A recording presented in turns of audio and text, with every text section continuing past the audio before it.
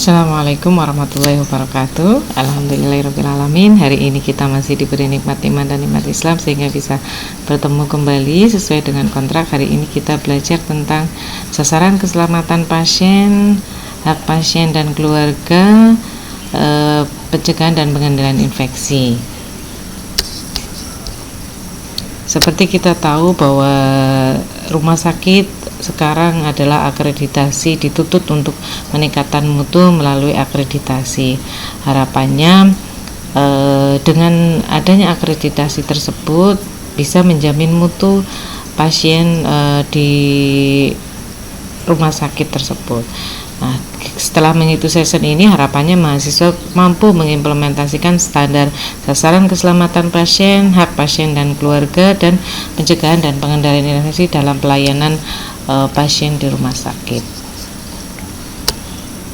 Tujuan khususnya tadi sesuai dengan sasarannya, tujuan khususnya harapannya nanti mahasiswa dapat terhadap perubahan standar SKP, HPK dan PPI.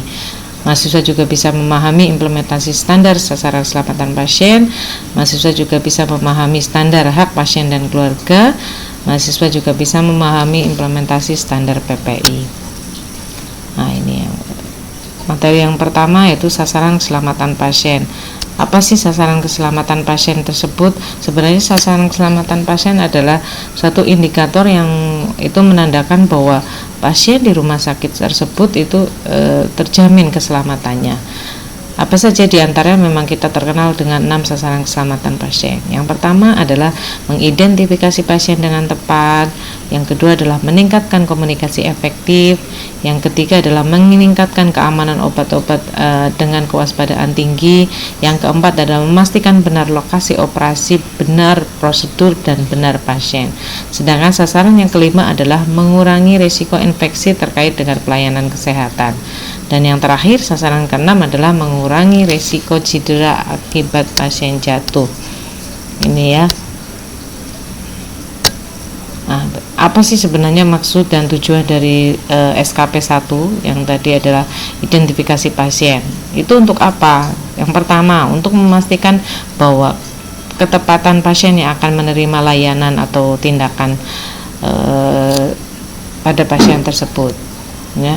Jangan sampai nanti salah orang, ya, mau mengoperasi salah orang, mau memberikan obat salah orang. Apa yang terjadi? Mesti akan terjadi cedera. Berikutnya, untuk apa sih identifikasi pasien tersebut?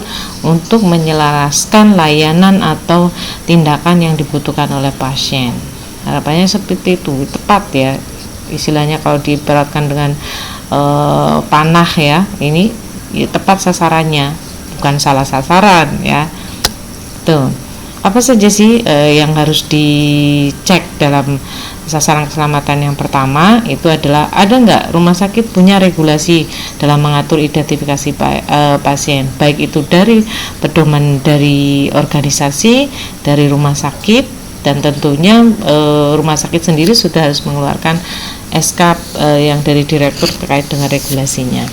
Identifikasi pasien dilakukan dengan menggunakan minimal 2 identitas dari 4 identitas yang diperbolehkan. Yang pertama itu adalah nama, yang kedua adalah tempat dan tanggal lahir, yang ketiga ada alamat, dan yang keempat itu adalah nomor KTP. Nah, ini yang paling minimal ya tadi ya dua ya wajib. Itu yang pertama adalah nama, yang kedua atau identitas tadi nama pasien, yang kedua adalah tempat tanggal lahir. Nanti pengecekannya gimana? Mungkin nanti asesor akan menanya, ada gak regulasinya, diwawancarai, diobservasi seperti itu ya. Datanya ada apa enggak? Nah, identifikasi pasien dilakukan sebelum melakukan tindakan, sebelum melakukan pemeriksaan diagnostik dan terapeutik. Ini ya. Terus berikutnya, pasien diidentifikasi sebelum pemberian obat, darah, produk darah, pengambilan spesimen, dan pemberian diet.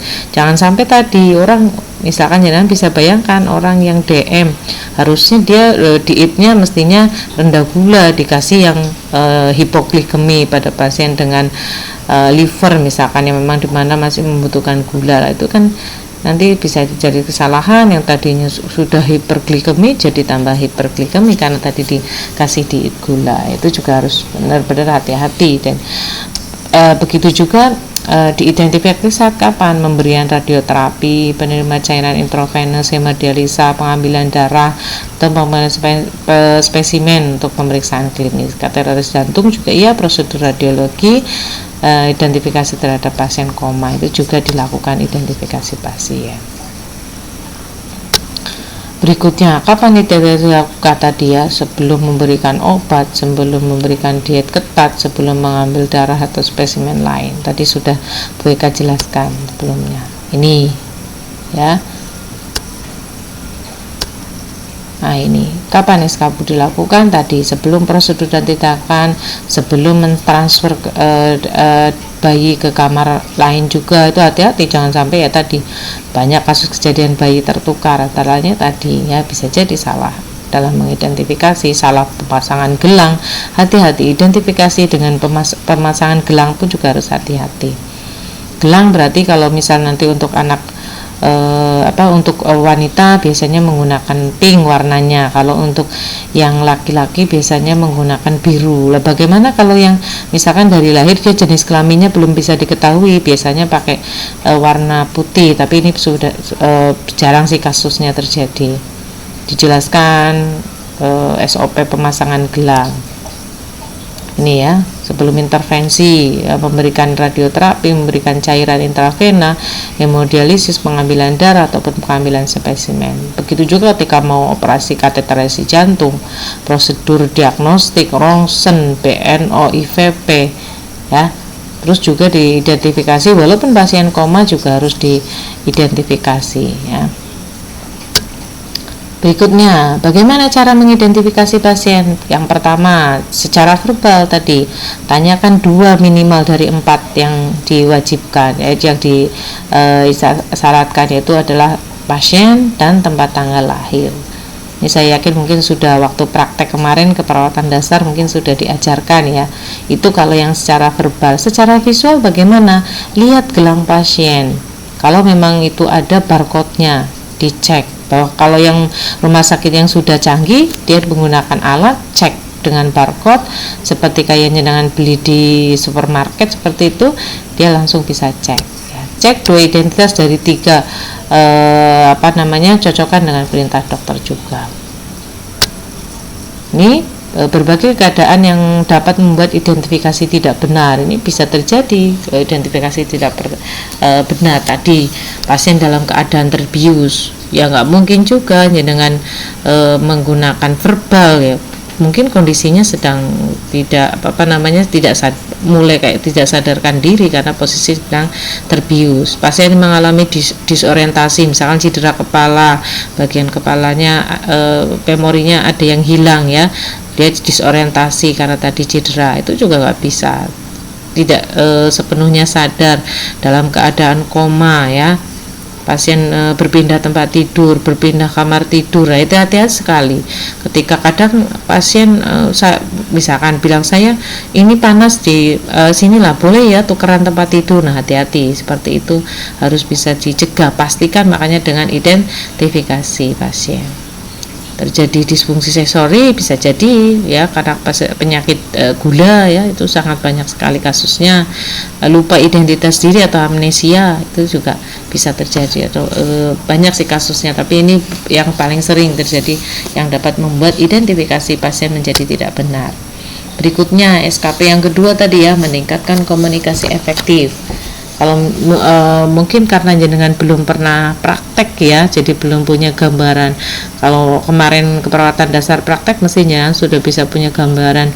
Oh, kalau nelpon, bagaimana kalau nelpon dokter yang sedang tidak jaga padahal kasus pasiennya urgent harus segera ditangani bagaimana cara memberikan edukasi ini kepada ibu bagaimana berkoordinasi komunikasi antar staf, telepon dokter misal seperti itu Ini SKP yang kedua, regulasinya harus ada, rumah sakit harus menetapkan regulasi terutama terkait dengan lapor kapan kalau misalkan ada diagnostik kritis, misalkan tadi habis pemeriksaan ternyata pasien itu positif HIV, kan berarti itu kritis ya, atau misalkan HB-nya tiba-tiba drop itu, misalkan atau HbSAg positif, HB5 misalkan, itu kan segera bagaimana sistem pelaporannya, ke siapa laporannya, apakah nunggu ditanya dulu dari bagian laboratorium atau langsung begitu ada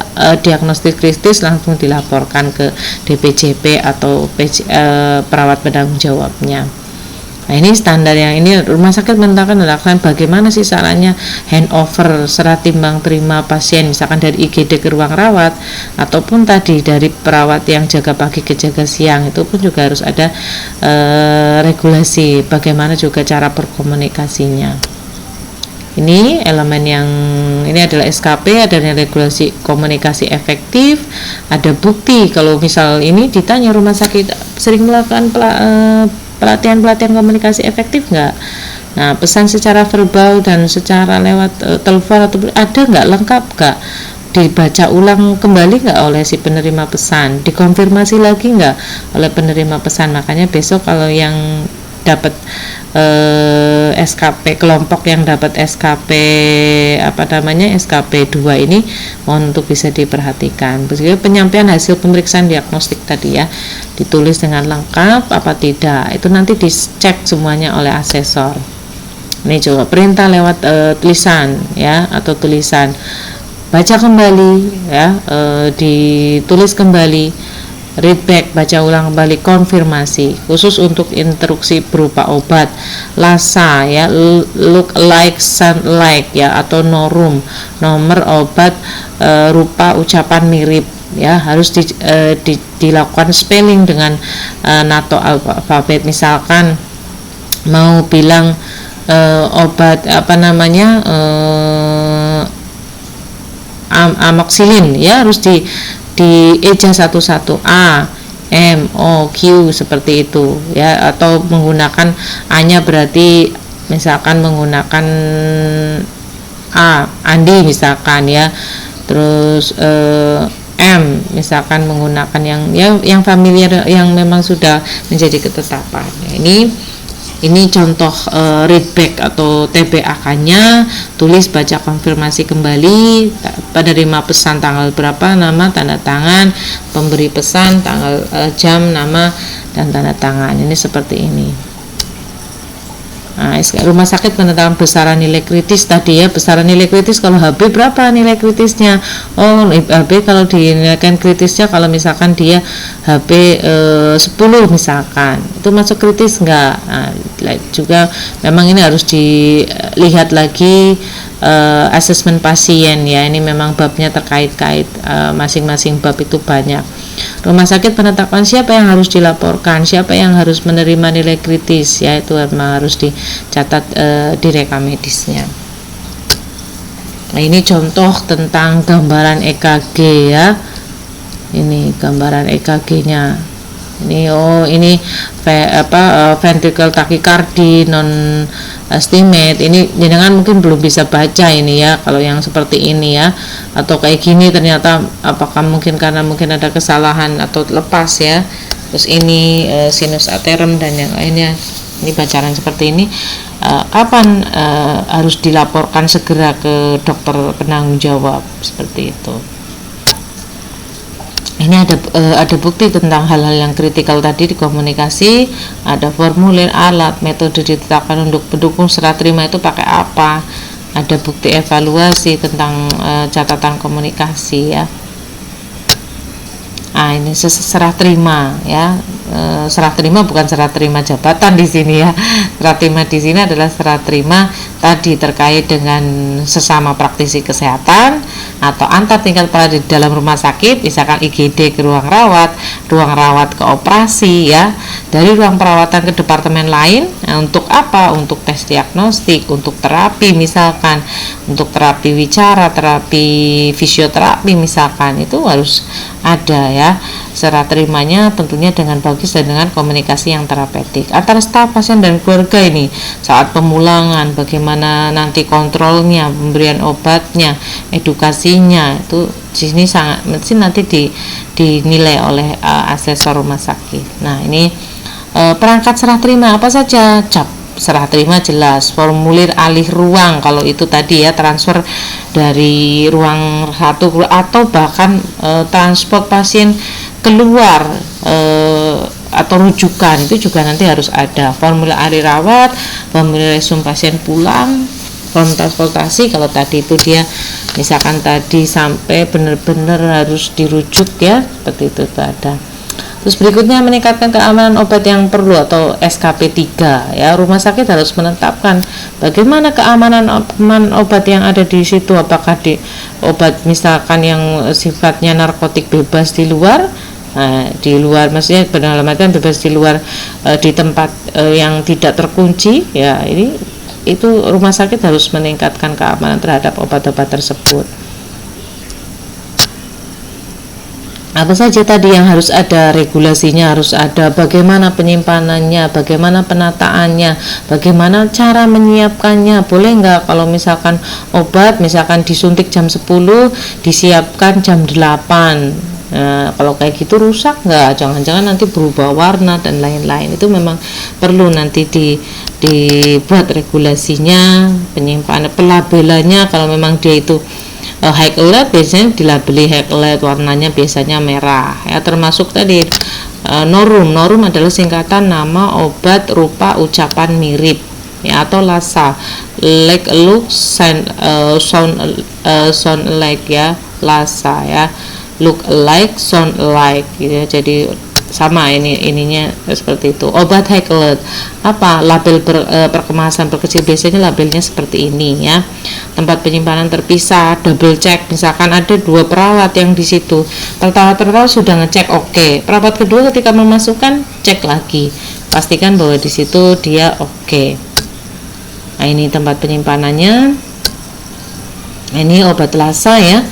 Apa yang harus ini kan tadi look alike, sound alike ya, lafalkan, label, tempatkan, jangan bersebelahan, double check ya.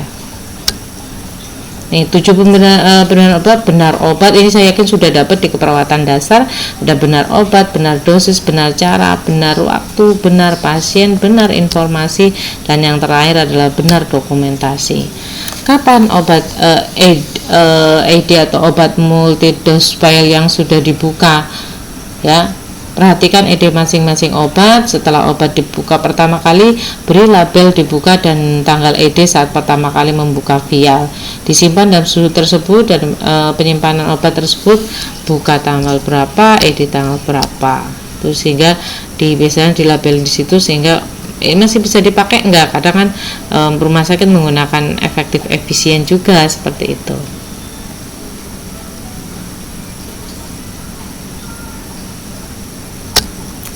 Nah, ini rumah sakit menetapkan regulasinya tadi, elektrolit konsentrat yang sudah di unit kerja, misalkan untuk yang konsentratnya 40% di mana, apakah di farmasi atau di dalam ruang rawat tersebut, dan ada regulasinya.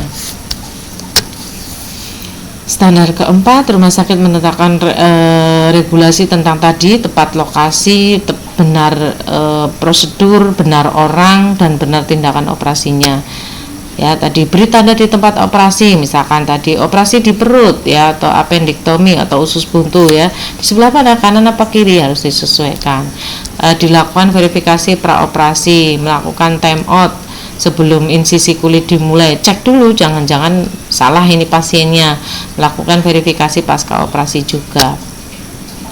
Harus ada regulasi, ada bukti rumah sakit menggunakan satu tanda di tempat sayatan, apakah itu checklist di tempat operasinya di di perut pasien misalkan, atau di sisi kaki pasien misalkan, seperti kalau dia misalkan fraktur kaki seperti itu. Ini menetapkan regulasi untuk proses time out dan menjalankan di kamar operasi. Ini menggunakan surgical safety checklist dan WHO patient safety ya.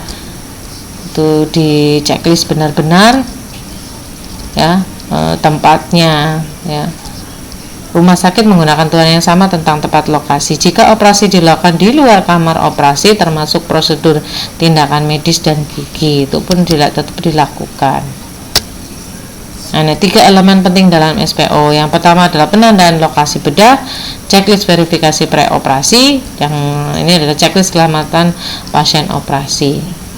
Siapa ya tim yang di sini nih yang melakukan checklist tersebut? Nih ya, tadi ya skornya kalau 10 itu bagus.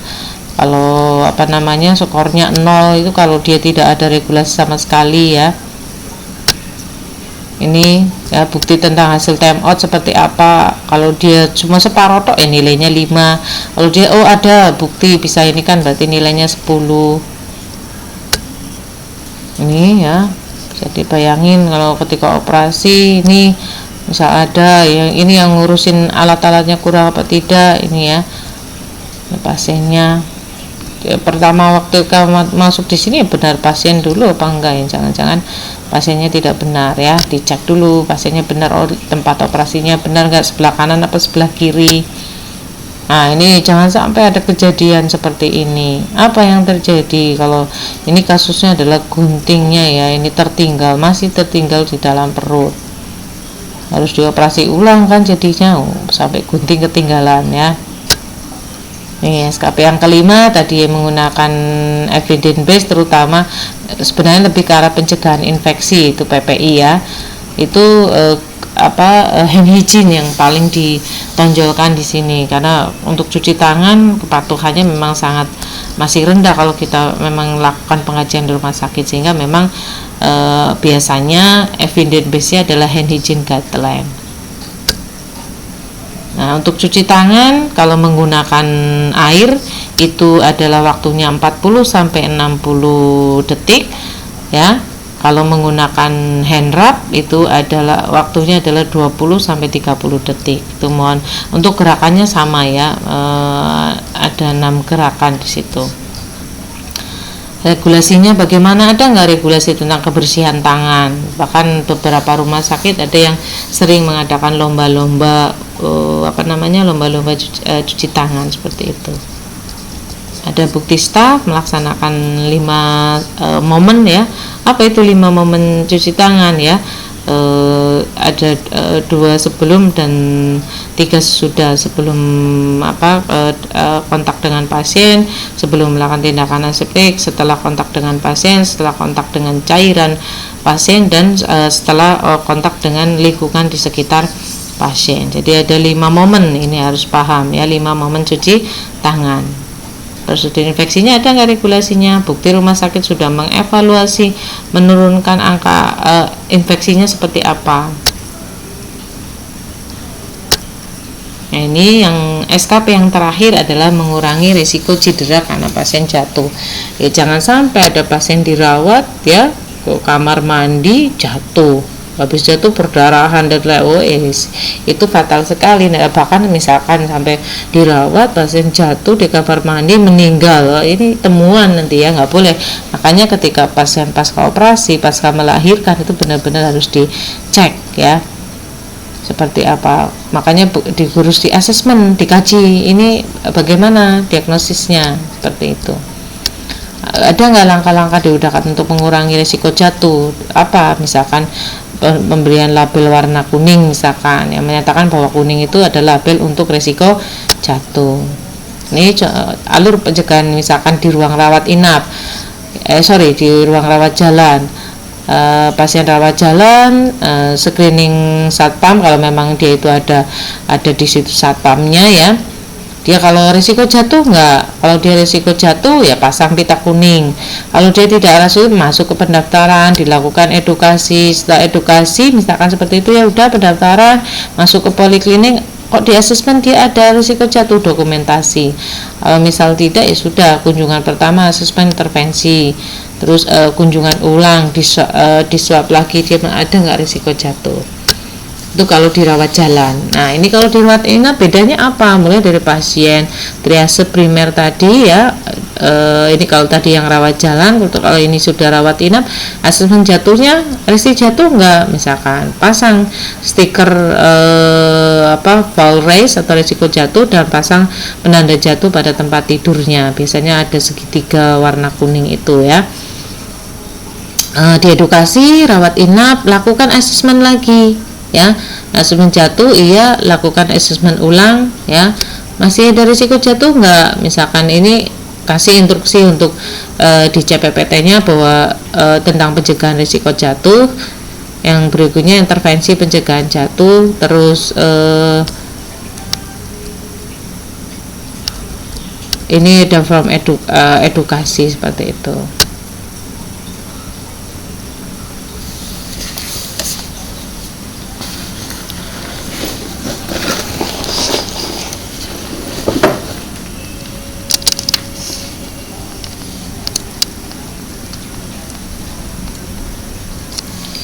Ini juga terkait, ada juga yang bayi meninggal karena terseret kursi roda. Ini jangan sampai ya, ini jatuh terseret itu ya. Hak pasien dan keluarga nanti mohon untuk bisa dibaca terkait dengan hak-hak dan pasien keluarga. Di sini ada menghargai, menyimpan kerahasiaan ya. Ini partisipasi pasien dan keluarga dalam proses asuhan. Ini hak pendapat informasi, perlindungan, kalau dia penelitian, uji, dan yang lain-lainnya.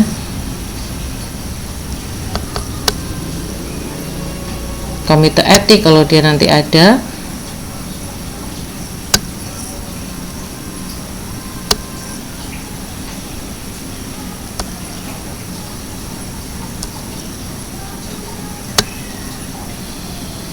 Nah ini hak pasien juga ya. Nanti mohon untuk bisa dibaca lagi ya.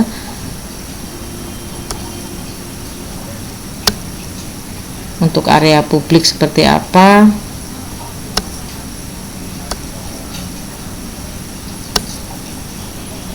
Ini ada regulasi tentang mendorong pasien keluarga dalam proses asuhan perawatan. Staf dilatih nggak untuk tadi untuk terkait dengan penjelasan hak dan pasien dan keluarga. Ini pasien diberitahu nggak tentang semua aspek asuhan medis dan tindakannya. Ini terkait dengan regulasinya seperti apa. Ini menerima nggak informasi tentang penyakit, rencana tindakan, dan dokter penanggung jawab serta petugas pemberi asuhan atau perawat pemberi asuhan itu seperti apa ya, untuk memutuskan asuhannya. Ini ya contoh, misalkan diagnosisnya dijelaskan nggak kondisi pasien, tindakan yang diusulkan, tata cara, manfaat, resiko ini ya. Kemungkinan yang tak terduga, hasil bisa tidak dilakukan, seperti itu. Ini elemen-elemen penilaiannya. Ini rumah sakit memberitahu pasien tentang hak dan kewajiban berhubungan dengan penolakan atau tidak melanjutkan pengobatan. Harus ini kalau memang sampai ada seperti itu. APS misalkan, ya sudah, yang penting kita sudah jelaskan kalau ada apa dari jalan, pasien sudah tanda tangan, sudah bukan menjadi tanggung jawab rumah sakit lagi. Ini penilaiannya. Ini menghormati keinginan dan pilihan pasien untuk menolak resusitasi kalau memang ada, ya nanti dikasih. Kalau pasien kan ada yang tidak mau melihat keluarganya itu tahu ya, resusitasi itu yang digenjot-genjot dadanya itu.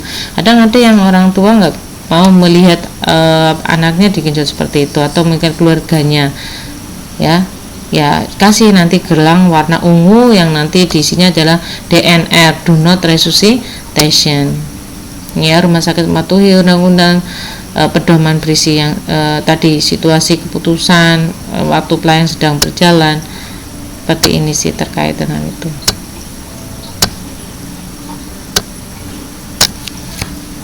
Ini mendukung hak terhadap asesmen manajemen nyeri. Misalkan dia ada pasien nyeri, rumah sakit harus memberi layanan nyeri dengan apa ya?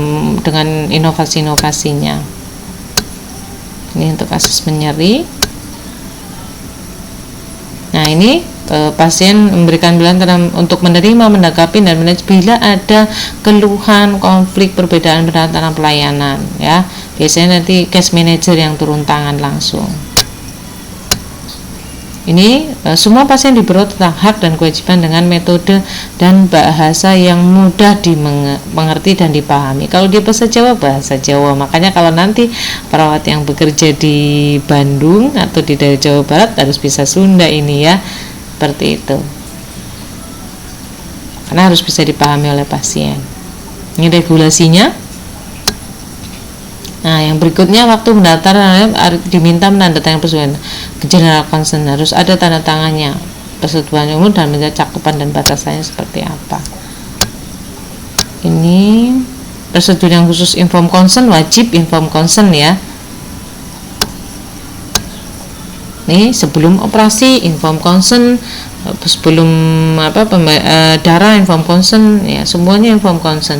Nanti dicek kalau mau dicari ambil darahnya inform consent enggak, seperti itu. Dicek. Ini penilaiannya. Siapa yang menggantikan pasien yang dapat memberikan persetujuan? Itu juga harus ada dengan bila pasien tidak kompeten tadi, ya.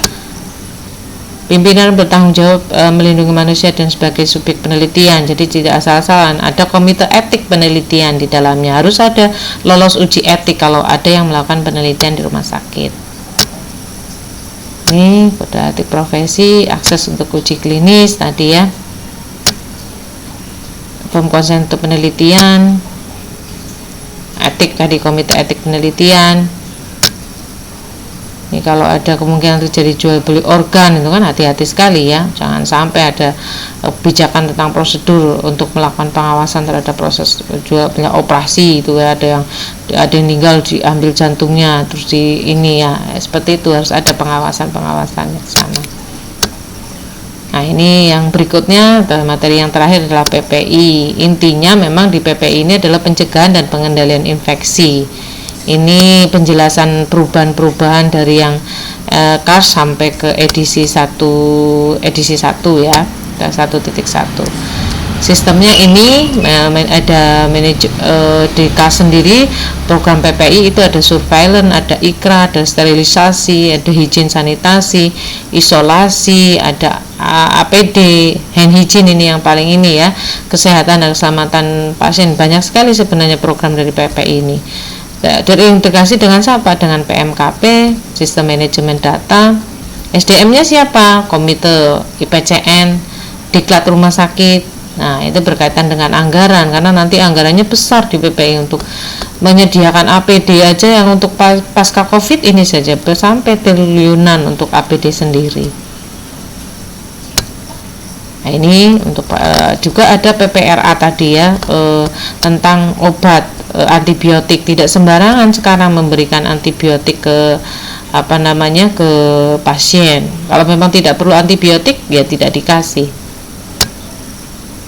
Ini metodologi surveinya biasanya ada PPI sekitar wawancara 30-60 menit, terus nanti telusur ke individu, ke PPI, ke pasien seperti apa, PPI struktur itu seperti apa.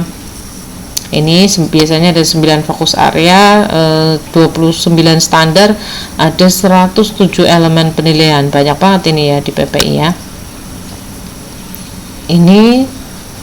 Ini dibaca saja. Ini juga dibaca karena ini yang nanti dicek, ya. Ini strukturnya seperti ini.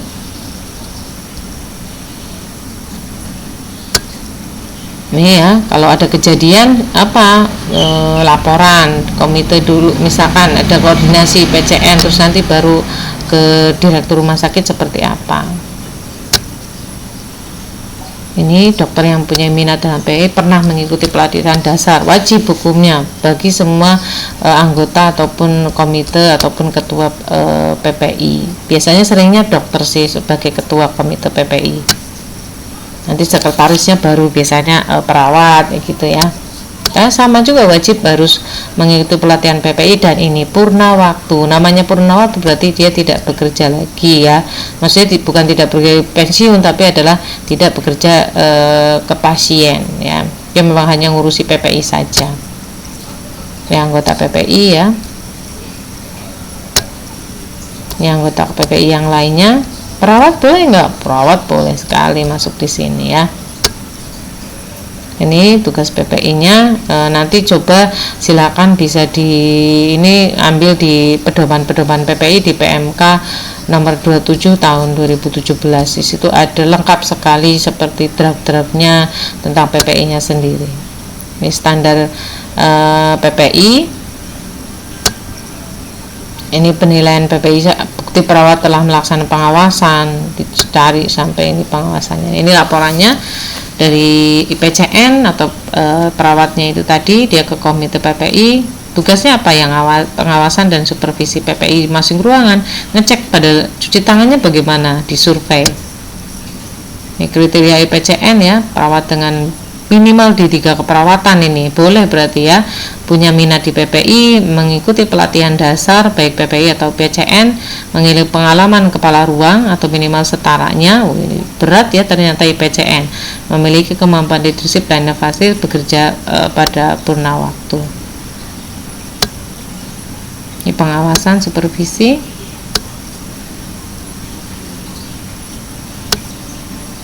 Yang jelas nanti yang harus di ini kayak cuci tangan ini ya,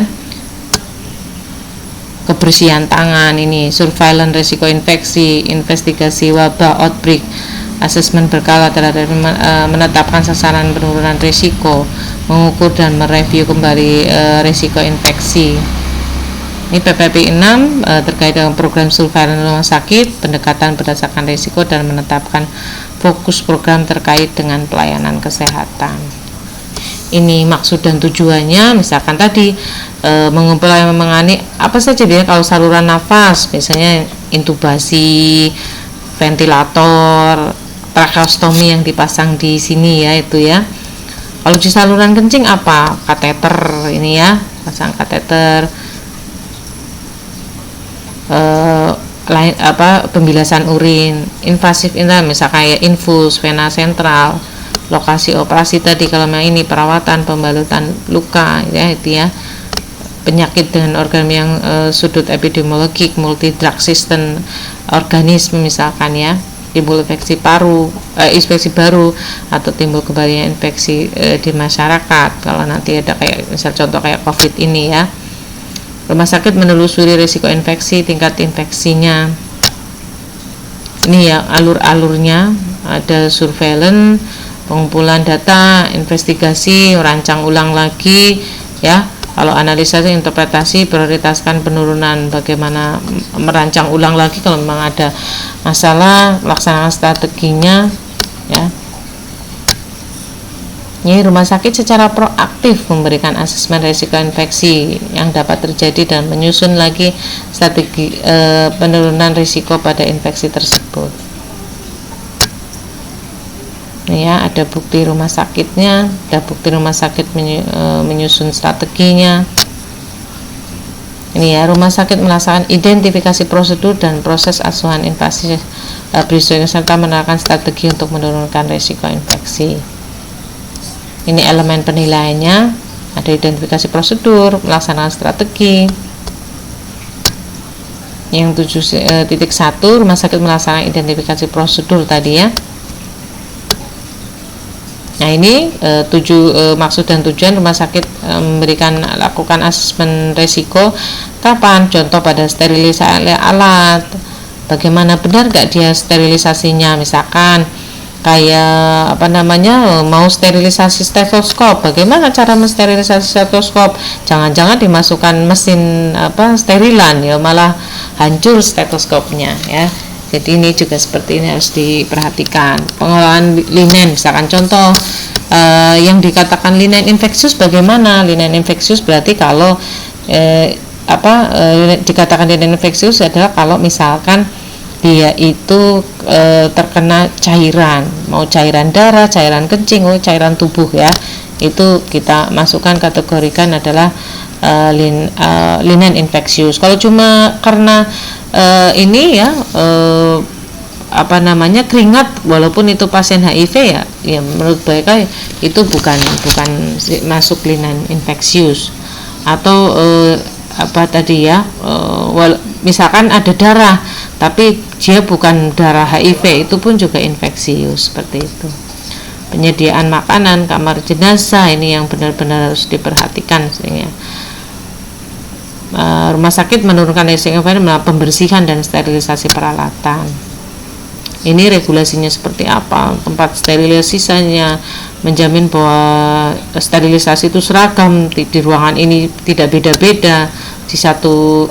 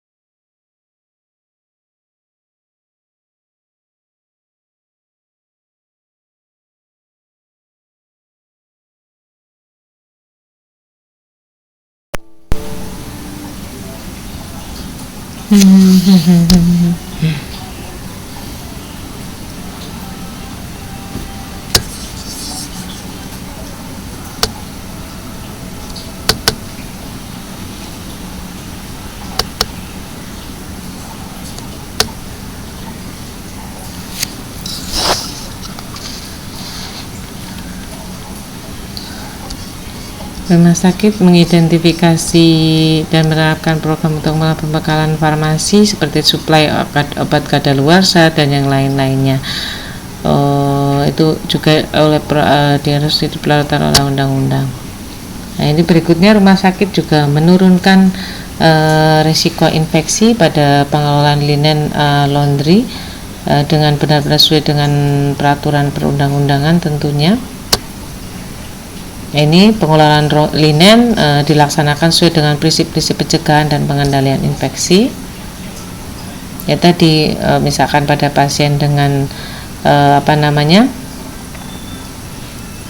infeksi ya, di dalamnya tadi kalau misal linen yang satu pasien itu HIV, yang satu pasien hanya DB, tapi misalkan saat mau diganti linennya yang DB ini yang ada darahnya, sedangkan yang HIV ini cuma basah biasa ya, bukan karena cairan tubuhnya ya. Jadi yang dimasukkan ke infeksius justru yang ada darahnya dan yang DB ini. Kalau yang HIV tadi ya tidak perlu dimasukkan ke linen infeksius walaupun penyakitnya adalah penyakit menular tadi ya. Ini rumah sakit mengurangi risiko infeksi melalui pengolahan limbah infeksi dengan benar. Ini ya, rumah sakit menyelenggarakan pengelolaan limbah dengan benar untuk minimal risiko, pengolahan limbah cairan infeksius, penanganan dan pembuangan darah serta komponen darahnya. Nah, kalau pemulasaran jenazah bedah mayat, apalagi sekarang ya pada kasus COVID ya, sudah harus benar-benar sampai nanti setelah dimandikan dibungkus lagi, plastik juga tidak cuma satu kali, habis itu dimasukkan ke peti ya, seperti itu. Pengolahan limbah cair itu harus benar-benar ini, bahkan kalau biasanya kalau limbah cair nanti ada indikatornya, biasanya ikan ya. Kalau sampai ikan di situ juga pada mati, berarti kan limbahnya sangat tinggi sekali racunnya ya. Pelaporan pajanan limbah infeksius seperti apa pelaporannya tiap hari atau tiap bulannya. Ini standar untuk ini rumah sakit menerapkan pengelolaan kamar mayat, bedah mayat sesuai dengan perundang-undangan tentunya. Lihat SNAS 1 ya. Ini tentang pengelolaan limbah benda tajam. Misalkan ketika jenengan habis injeksi, ditaruh di mana benda tajamnya, safety box tentunya yang warnanya kuning ya. Tadi rumah sakit merisiko terhadap penyelenggaraan pelayanan makanan ya, jangan sampai tadi di PPI ditemukan ada kecoa misalkan ya, itu ya, atau di ini lagi supervisi ada di kamar dapur itu ada tikus yang lewat, itu sudah mengurangi nilai ya. Rumah sakit menurunkan risiko infeksi, fasilitas pengendalian dan mekanis dan teknis tadi ya, mechanical dan engineering controlnya seperti apa. Ini sistem tekanan, misalkan tadi ventilasi bertekanan positif di ruangan itu, biological safety cabinet, laminary airflow hood, termostat di lemari pendingin harus ada ini ya, termostat di lemari pendingin untuk mengukur suhunya berapa, pemanas air untuk sterilisasi piring dan alat dapur. Ini menurunkan risiko infeksi pada saat melakukan pembongkaran, konstruksi, renovasi gedung. Nih ya, itu dengan cara apa? Biasanya ditutup semua ininya ya, supaya tidak ke tempat ruang perawatan. Ini rumah sakit juga melindungi pasien, pengunjung, staf, penyakit menular, melindungi pasien dengan imunitas rendah atau imunokompromis dari infeksi yang dengan cara apa? Misalnya cuci tangan ya, pakai masker kalau memang di situ dia ada penyakit TB dan yang lain-lainnya, pengunjungnya terutama ya. Apalagi COVID kayak gini, makanya kalau COVID ya seperti ini jarang yang boleh masuk, tidak sebebas sebelum COVID ya untuk masuk ke rumah sakit. Rumah sakit juga menambahkan tentang penempatan pasien, proses transfer, airborne disease di dalam rumah sakit dan keluar rumah sakit seperti apa. Ini penilaiannya bisa sambil dibaca. Ini transmisi kalau misalkan terjadi transmisi kontak, misalkan kamarnya tersendiri, lalu pasien tidak perlu khusus penanganan udara khusus, tidak ada APD kalau dia kontak. Kalau yang droplet harus tersendiri, jarak pasien sekitar 1 meter. Droplet berarti mungkin kayak pasien TB ya, dan COVID ini masuk sini ya, penanganan udara tidak ada, APD, masker. Nah, kalau yang sampai airborne ini ya, yang sekarang katanya juga ternyata COVID ada sedikit penularannya melalui airborne, ini juga makanya dia harus memakai masker N95. Ini kebersihan tangan menggunakan sabun, desinfektan, sarana efektif mencegah dan menghindari infeksi. Harus cuci tangan ya. Nah, ini penggunaan sarung tangan, masker, pelindung mata, serta pelindung diri yang tersedia dan digunakan secara tepat apabila disyaratkan. Misalkan tadi apa urut-urutannya, apakah sarung tangan dipakai dulu, misalkan apa masker dulu atau pelindung mata dulu ya. Nih ya, kalau misalkan pengukuran tekanan darah ya mestinya tidak perlu pakai sarung tangan. Pengukuran suhu juga sama, menyuntik, tapi menyuntik dalam hal ini adalah ini ya, kalau hanya menyuntik saja. Kalau pengambilan darah perifer wajib, apalagi untuk menyuntik bolus ya mestinya memang tidak perlu pakai sarung tangan. Kalau di sini di PMK nomor 27. Ini penanganan limbah misalkan, sarung tangan perlu nggak? Jelas. Membersihkan cairan tubuh jelas. Pengambilan darah jelas, pemasangan dan pengambilan sampel atau pemasangan infus gitu ya, itu ya jelas harus pakai sarung tangan. Ini yang berikutnya terkait dengan PPI, integrasi tentang PMK ya, peningkatan mutu dan keselamatan pasien menggunakan indikator secara epidemiologik dilakukan nggak di sini.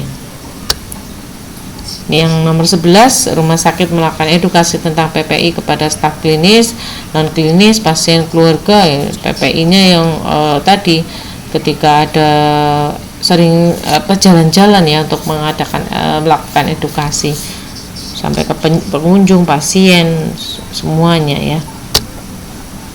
Nih, kiranya sudah ini ya untuk yang materi hari ini. Alhamdulillahirrahmanirrahim. Intinya I can do it ya, dalam artian kita bisa melakukan hal tersebut. Yang penting dari niat yang benar supaya pasiennya terjaga dengan baik ya, tadi dari mulai sasaran keselamatan pasien, jangan sampai pasien ke rumah sakit untuk berobat malah jadi cedera ya, terus ke rumah sakit malah jadi tambah infeksinya, itu tidak diperkenankan. Dari saya cukup, akhir kalam. Assalamualaikum warahmatullahi wabarakatuh.